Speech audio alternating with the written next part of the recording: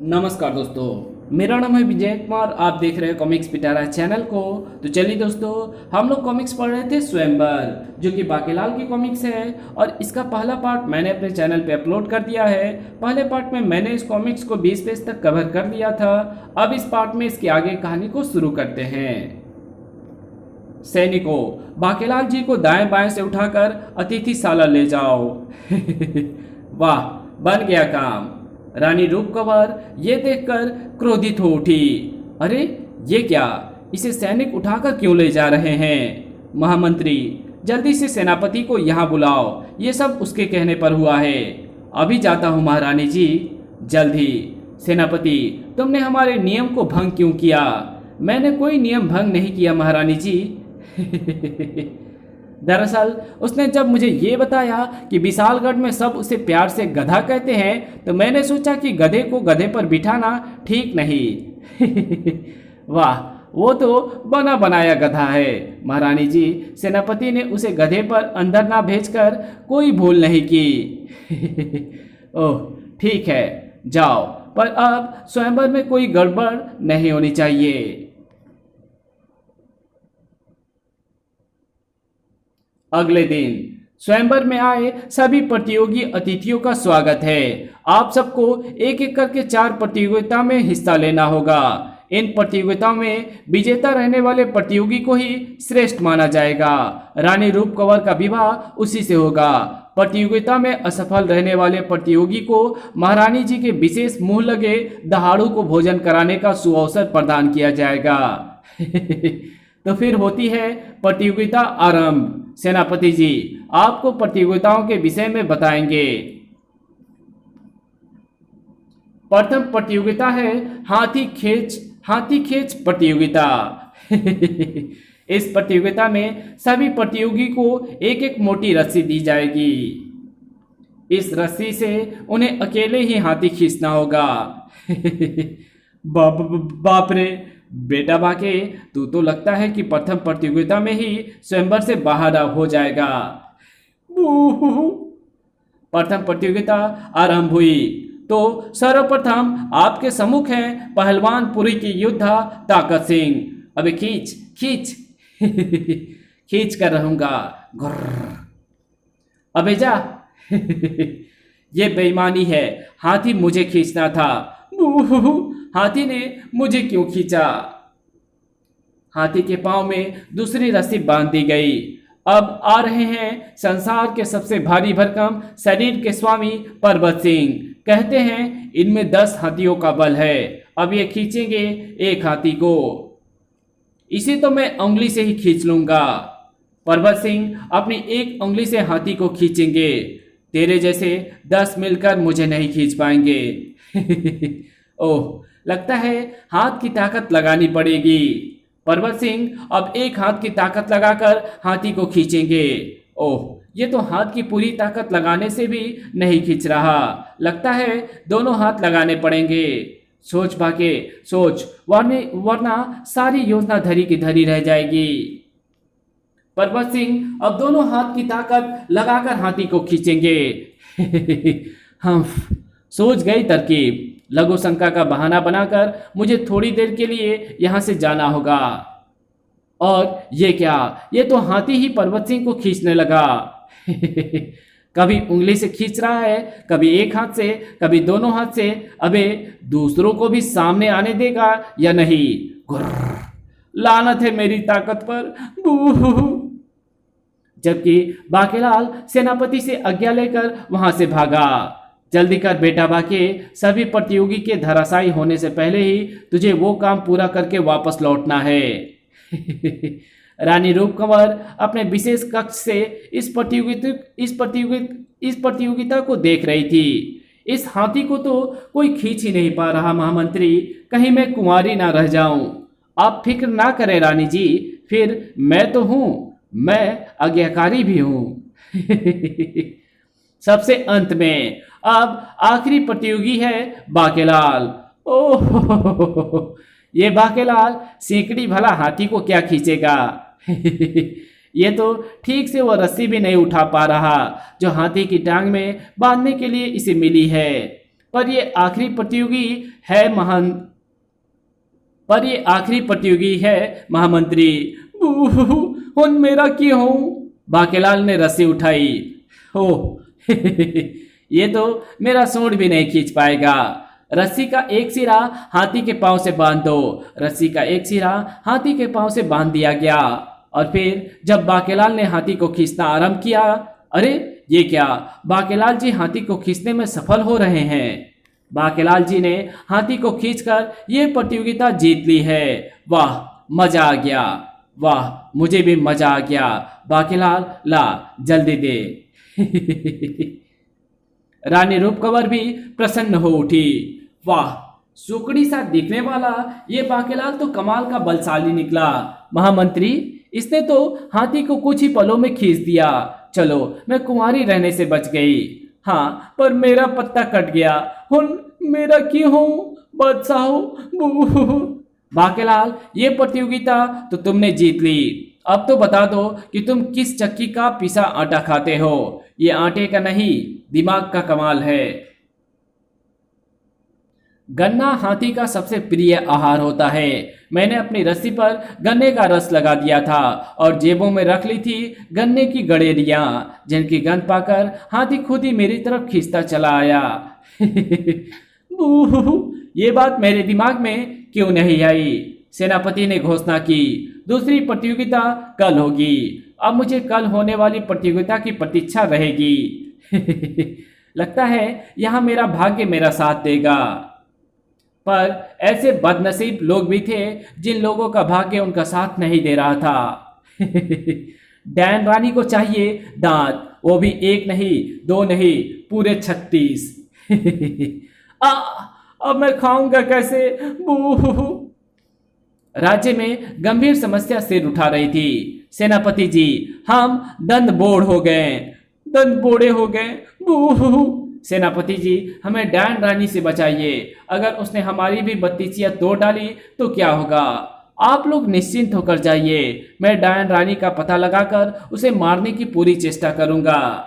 कमाल है, आखिर इतने सारे जबरों का डैन रानी करेगी क्या? महारानी जी को इस बारे में मैं फौरन सूचित करना होगा। फिर जब सेनापति ने रानी रूपकंवर को डैन रानी के विषय में बताया तो इसमें घबराने की क्या बात है सेनापति? ऐसा करके डैन रानी हमारा एवं राज्य का भला कर रही है, क्योंकि जब दांत ही नहीं होंगे तो लोग खगान का उपयोग कम से कम करेंगे और हमारे राज्य को दूसरे राज्यों से खगान खरीदने की जरूरत नहीं रहेगी। सेनापति को रानी से ऐसी ही जवाब की अपेक्षा थी। ओह, लगता है मुझे ही कुछ करना होगा, अन्यथा बेचारी निर्दोष प्रजा पोपली हो जाएगी। आज को यह संकट बढ़ भी सकता है, फिर पता नहीं हमारी रानी ऐसा क्यों कर रही है। किंतु सेनापति के कंधों पर अभी स्वयंवर को निपटाने की जिम्मेदारी भी थी। प्रतियोगिता के दूसरे दौर में आज होगी दिमाग एवं बहादुरी की परीक्षा। ये प्रतियोगिता 2 चरणों में पूर्ण होगी। प्रथम चरण में सभी प्रतियोगी को जिंदा शेर लाना होगा। वाह, ये तो बड़ी आसान प्रतियोगिता है, क्योंकि मैंने बड़े शेर मारे हैं। मेरा एक कक्ष तो सिंहों की खालों से भरा पड़ा है। अब आगे भी तो सुन लो। ये शेर ऐसा होना चाहिए जिसके आसपास जाने या छूने पर भी कोई भयभीत ना हो। सभी प्रतियोगी शेर ले आएंगे, तब होगा दूसरा चरण पूरा। आए, भला ये कैसे हो सकता है? शेर का दूसरा नाम ही तो भय है। किंतु प्रतियोगिता है तो ऐसा शेर लाना ही पड़ेगा। बाकेलाल जी, आप शेर लाने नहीं जाएंगे क्या? जाऊंगा, पर जंगल में नहीं जाऊंगा। क्या मतलब? शेर तो जंगल में ही मिलता है। मतलब शाम को समझाऊंगा, जब सभी प्रतियोगी के साथ मैं भी शेर ले आऊंगा। किंतु अभी तो मैं विश्राम करूंगा। कमाल है, ये बाकेलाल कक्ष में बैठकर शेर कैसे पकड़ेगा? खैर, मुझे क्या, लगता है ये डर गया है। शेर का मामला है। रानी के चेहरे पर चिंता के भाव थे। महामंत्री, ये लोग ऐसा शेर तो ले आएंगे ना, वरना मैं कुंवारी रह जाऊंगी। अवश्य ले आएंगे महारानी जी, और अगर नहीं ला पाए तो फिर तो मैं तो हूं ही। मुझसे जंगल के सारे से थर थर कांपते हैं। आपके कुंवारी रहने का कोई खतरा नहीं है। उसी शाम को आरंभ हुआ प्रतियोगिता का दूसरा दौर। सबसे पहले शेर लेकर आ रहे हैं जंगबाज। घुर्र, बूहू। वैसे मेरा पेट तो भरा हुआ था, पर इस पिंजरे में चूहा लटका देखकर मैंने सोचा कि चलो भोजन के बाद ये इलायची का स्वाद देगा। पर मुझे क्या पता था कि ये कमबख्त शिकारी की चाल है। लालच बुरी बला होती है। बूहू। सैनिकों, पिंजरे का मुंह उत्तर दिशा में बैठे लोगों की तरफ खोल दो। पिंजरे का मुंह उत्तर दिशा की ओर घुमा दिया गया। तब सेनापति ने आदेश दिया, सैनिकों अब पिंजरे का दरवाजा खोल दो। जो आज्ञा सेनापति जी। अरे वाह, ये तो मुझे खोल रहे हैं, और वो भी मानव की तरफ मुंह करके। इसी बात पर एक जमकर दहाड़ लगाता हूं। दहाड़, भागो भागो। दर्शकों को भागते देखकर, ठहरो सैनिकों, पिंजरे का दरवाजा अब बंद ही रहने दो। क्षमा करें श्रीमान जंगबाज, आपके शेर को देखकर लोग भयभीत होकर भाग गए, यानी कि मैं प्रतियोगिता हार गया। बूहू। ये नजारा देखकर रानी के चेहरे की चिंता भी बढ़ गई। महामंत्री जी, भला ऐसा कौन सा शेर होगा जिसे देखकर कोई डरेगा नहीं? लगता है मैं कुंवारा ही रह जाऊंगी। नब्बा की हूं। महारानी जी, ऐसा शेर है और वो शेर मैं हूं। अब आपके सामने आ रहे हैं जिगरपुरी के राजकुमार जिगर मुरादाबादी। अबे मुंह तो खोल। मेरे शेर को देखकर कोई भी नहीं डरेगा, क्योंकि मुझे देखकर कोई भी शेर मेरा पालतू बन जाएगा।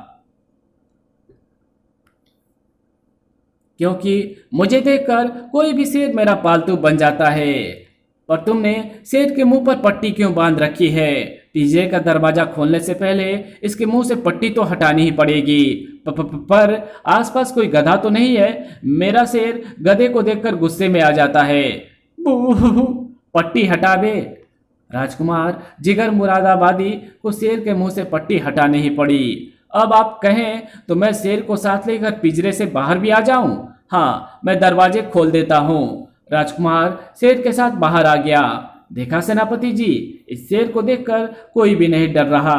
अबे अब बाहर तो निकल, मुझसे इतना भी क्या डरना। आए, ये कैसा शेर है? तभी दूर कहीं गूंज उठा वो स्वर, ढेंचू ढेंचू। नहीं, इस गधे को चुप कराओ। राजकुमार जिगर फुर्ती के साथ अपने शेर की तरफ झपटा। अब मुझे इसके मुंह पर पट्टी बांध देनी चाहिए, वरना सारा खेल खराब हो जाएगा। लेकिन इससे पहले कि वो पट्टी से शेर का मुंह बांध देता, ढेंचू ढेंचू हो गया बेड़ा गर्क। आए, सेनापति आगे बढ़ा और ओह, तो ये रहस्य है इस पालतू शेर का। मर गए, योजना असफल हो गई। ढेंचू, मैं चला अपनी गधी के पास। महामंत्री हुन सट्टा किए होऊंगा, मैं कुंवारी न रह जाऊं। एक गधा गया तो क्या हुआ रानी जी, मैं तो हूं। जबकि इधर आखिर में, अरे ये क्या बाकेलाल जी, शेर नहीं लाए? शेर लाया हूं ना, पर कहाँ है? ये रहा कागजों पर। आए, कागजों पर शेर? सुनिए, ना ये गुर्राएगा ना ये दहाड़ेगा। बेरी पर उगा बेर, मैं कागजों पर लाया हूं शेर। इसके हाथों कोई नहीं मरेगा, ना कोई इसे देखकर डरेगा। इस पर वाह वाह करता जग सारा, बोलो सेनापति मैं जीता या हारा। वाह वाह वाह वाह। ये प्रतियोगिता भी बाकेलाल जीत गया। उधर प्रतियोगिता में भी बाकेलाल को विजयी होता देख रानी प्रसन्न हो उठी। महामंत्री चमचा सिंह, मैं कुंवारी रहने से बच गई। पर मेरा पत्ता कट गया, मैं तो रास्ते से हट गया। जबकि बाकेलाल की लगातार दूसरी विजय ने उसे नागरिक की निगाहों में चढ़ा दिया। बोलो बाकेलाल जिंदाबाद। वाह, तिकड़ा में जिंदाबाद। वाह, तिकड़ा में जिंदाबाद। इधर मुसीबत अब जंगल से निकलकर नगर की गलियों में आ गई थी। ओह, रात्रि की शीतल वायु से निद्रामग्न इन लोगों को पता ही नहीं है कि मैं इनके सिर पर खड़ी हूं। क्योंकि जब तक मुझे 36 दांतों वाला जबड़ा नहीं मिल जाता मैं हर एक का जबड़ा इसी प्रकार तोड़ती रहूंगी। उठ बे, मैं सोए हुए पर वार नहीं करती। आए, कौन है? मुझे अच्छी तरह पहचान ले, मैं हूं डायन रानी। तड़ाक! अजी क्या हुआ? बेलन तो मैंने सुबह मारा था। बू, तेरी भी दांत तोड़ने पड़ेंगे। तड़ाक! डर मत, मैं तेरे दांत नहीं तोड़ूंगी क्योंकि तू अभी बच्चा है, तेरे तो दूध के दांत भी नहीं टूटे।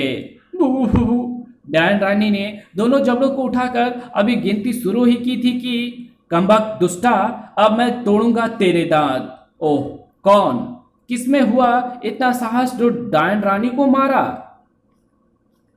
मैं हूं सेनापति ठाका सिंह। बहुत दिनों से तेरी शैतानी हरकतों की शिकायतें सुन रहा था। आज आखिर मैंने तुझे पा ही लिया दुष्टा। पकड़ लो इस शैतान की खाला को मुझे पकड़ना बच्चों का खेल नहीं। शायद आज तुम में से ही मुझे मिल जाए कोई 36 दांतों का जबड़ा। तड़ाक! मरा! कमबख्तो, अपनी तलवार से इसके टुकड़े टुकड़े कर डालो। मैंने ढीठ को लंबा इसलिए ही तो बनाया है ताकि कोई भी तलवार मुझ तक नहीं पहुंच पाए। तड़ाक! अब ये हमारे जबड़े तोड़ेगी। जब तक मेरा जबड़ा सही सलामत है तब तक मैं इस दुष्टा को ऐसा नहीं करने दूंगा। खनाक! जब तक ढीठ मेरे हाथ में है मुझे कोई परास्त नहीं कर सकता। तड़ाक! ओफ तेरी तलवार तो गई, अब तेरा जबड़ा भी जाएगा इस जबड़े का सही सलामत रहना जरूरी है डायन रानी, क्योंकि अभी सेनापति को स्वयंवर पूरा कराना है, वरना मेरी सारी योजना का कवाड़ा हो जाएगा। इसलिए मुझे इस लड़ाई में भी कूदना पड़ा। दुष्टा, तू एक बार मेरे हाथों से बच गई थी, पर आज मैं तेरे दांत तोड़कर ही रहूंगा। बाकेलाल ने हथौड़ा घुमाया। तड़ाक! तुम्हारा बहुत बहुत धन्यवाद बाकेलाल, तुमने मेरा वो दांत तोड़ दिया जो कई दिनों से दर्द कर रहा था। पर अब मैं तेरे वो दांत भी तोड़ दूंगा जो दर्द नहीं कर रहे थे, पर अब करेंगे। पर पहले मेरी लात खा। बाकेलाल, मैं दो योद्धाओं के लड़ाई के बीच में तब तक नहीं आता जब तक कोई एक परास्त ना हो जाए। अब पहले मैं इस शस्त्र ढीठ के ही टुकड़े टुकड़े कर दूंगा। नहीं बाकेलाल, हाय नासपीटे, ये तूने क्या किया? इस कहानी को यहीं खत्म करते हैं। इसके आगे कहानी पढ़ेंगे इसके पार्ट 3 में। तो मिलते हैं इसके तीसरे पार्ट में, तब तक के लिए बाय। वीडियो अच्छी लगी तो इस वीडियो को लाइक कर देना, चैनल पे नए हो तो चैनल को सब्सक्राइब कर बेल आइकन को जरूर प्रेस कर देना, और जहां तक इस वीडियो की जरूरत हो वहां इसको शेयर जरूर कर देना। Thanks for watching my videos.